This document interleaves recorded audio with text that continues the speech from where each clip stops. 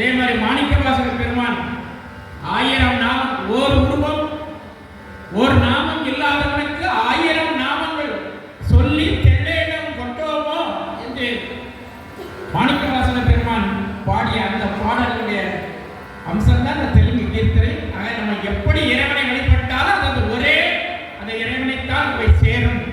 வடிவங்கள் பலவாக இருக்கலாம், நாமங்கள் பலவாக இருக்கலாம், ஆனால் அவன் ஒருவனே என்கிற ஒரு உயர்ந்த தத்துவத்தை சொல்லிட்டு அந்த பாடல் அடுத்து தொடரும்.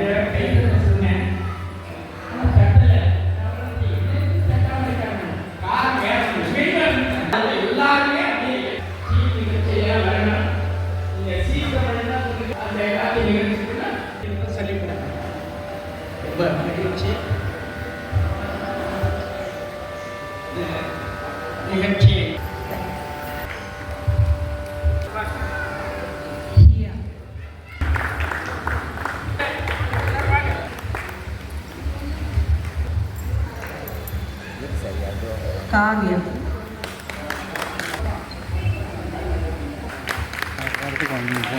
கொடுத்துருவாங்க வீடியோ எடுக்கிறேன் போ.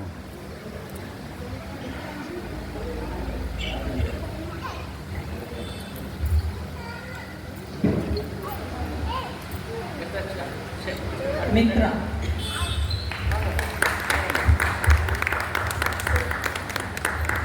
மனஸ்வினி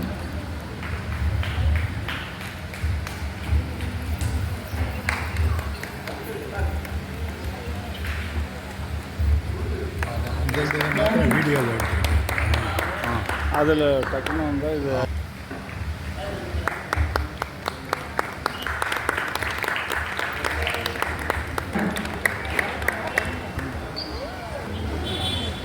பாடுறதெல்லாம் நம்ம கேட்டுட்டோம்.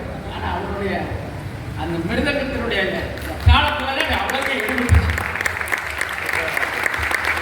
அருமையாக பாடினார், மிருதகத்திலே பாடினார்.